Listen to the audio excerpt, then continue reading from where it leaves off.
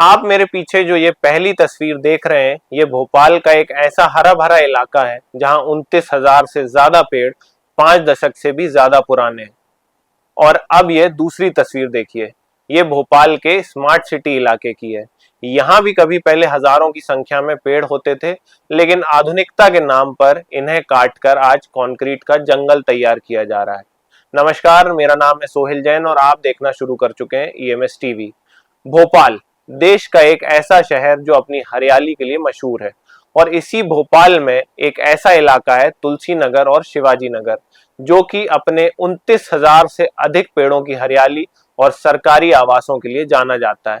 लेकिन अब मध्य प्रदेश सरकार ने इस खूबसूरत हरियाली को उजाड़ने का मन बना लिया है, वह भी कुछ चंद सरकारी आवास बनाने के लिए। ये आवास जो कि पहले से मंत्री और अफसरों के लिए बने हुए हैं और जिन पर हर साल सरकार करोड़ों रुपए इनके रखरखाव के लिए खर्च करती है।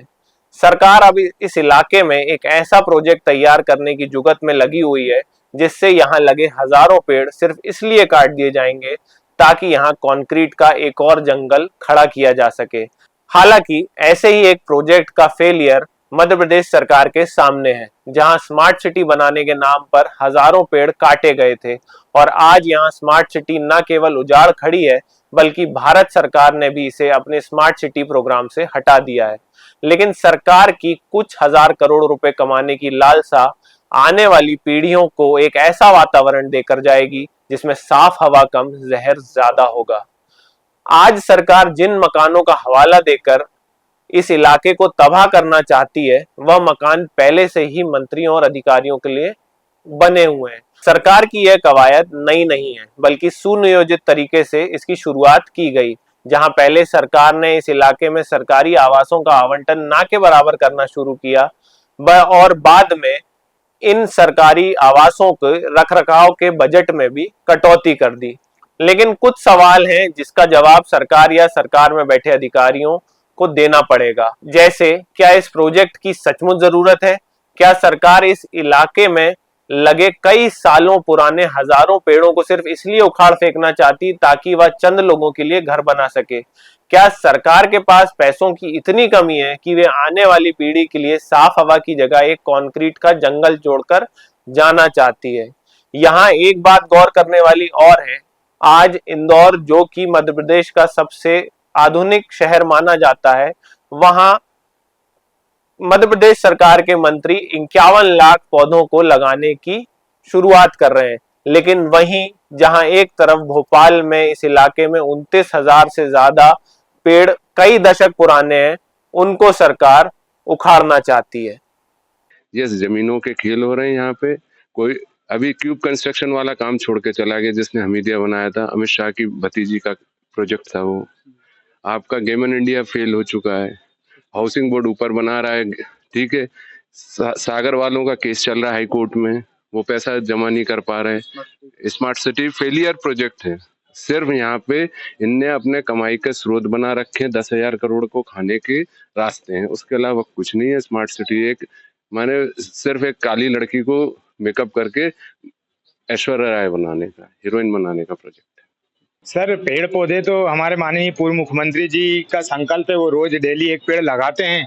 तो मैं तो यही अपेक्षा करूंगा कि वो लोग पेड़ को ना काटें। और अभी माननीय मंत्री जी ने बोला है, इंदौर में संकल्प लिया है कि हम करोड़ों पेड़ लगवाएंगे।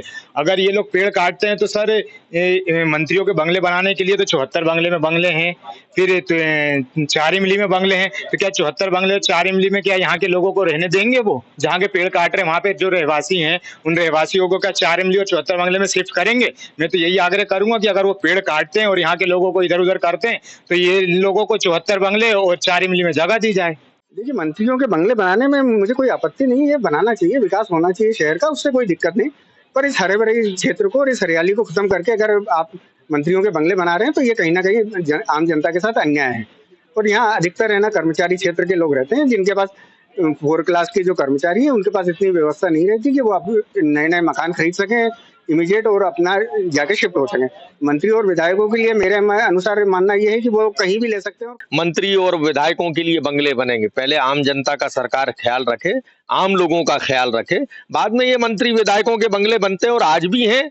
क्या जरूरत है मंत्री विधायकों को बंगले बनाने की? क्यों, क्या पुराना विश्राम गृह नहीं है? जब छत्तीसगढ़ था तो विश्राम गृह यही छत्तीसगढ़ के साथ में काम आता था। अब क्यों नया की जो आवश्यकता है? क्यों नए मंत्रियों को बंगले की आवश्यकता है? क्यों अधिकारियों को सरकार जो है 3 लाख करोड़ के कर्जे में है, आप कर्जा दे नहीं पा रहे, किसानों के कर्जे माफ नहीं कर पा रहा है, योजनाएं नहीं चला पा रहा है, और सरकार फालतू के खर्चे यानी माले मुफ्त तो दिले बेरहम।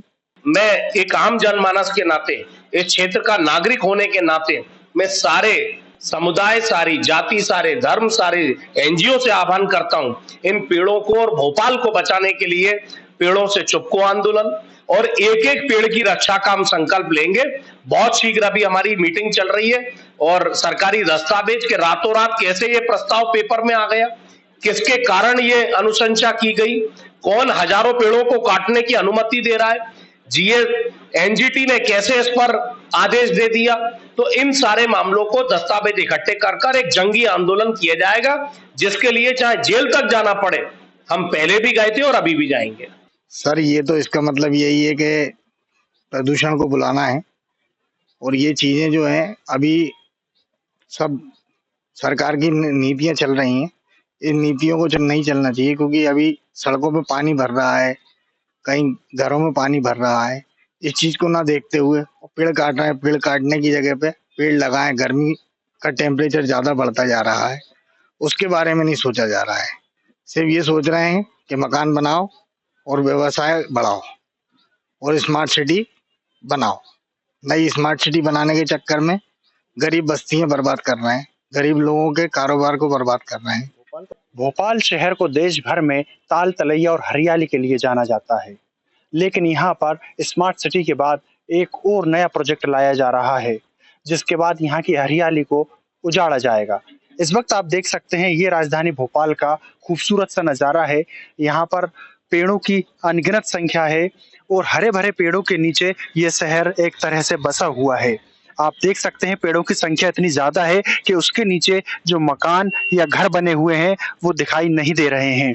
लेकिन अब राज्य सरकार द्वारा एक नया प्रोजेक्ट लाया जा रहा है, जिसके जरिए इन हजारों लाखों पेड़ों को काटा जाएगा, इस सुंदर शहर को उजाड़ा जाएगा और उसके बाद यहाँ पर मंत्रियों के लिए बंगले बनाए जाएंगे, तैयार किए जाएंगे। इसमें एक बार फिर से करोड़ों रुपयों को फूंका जाएगा और मंत्री और जो विधायक हैं उनके लिए नए आवास बनाए जाएंगे। बहरहाल आप देख सकते हैं कि यहाँ की जो हरियाली है, जो खुशनुमा शहर है, वो कितना खूबसूरत दिखाई दे रहा है। लेकिन अब राज्य सरकार जो फैसला लेने जा रही है, उस फैसले के बाद शायद आपको ये हरियाली दिखाई नहीं दे। जी हाँ, इसके पहले भी स्मार्ट सिटी का एक प्रोजेक्ट यहाँ पर लाया गया था और जनता के विरोध प्रदर्शन के बाद इस क्षेत्र से उस प्रोजेक्ट को यहाँ से हटाकर साउथ टीटी नगर, नॉर्थ टीटी नगर और जवाहर चौक पर शिफ्ट किया गया था। तो अब देखने वाली बात यह होगी कि राज्य सरकार इस हरियाली को बचाती है या फिर उजाड़ती है। वीडियो जर्नलिस्ट देवेंद्र माली के साथ हेमंत माली, EMS टीवी भोपाल।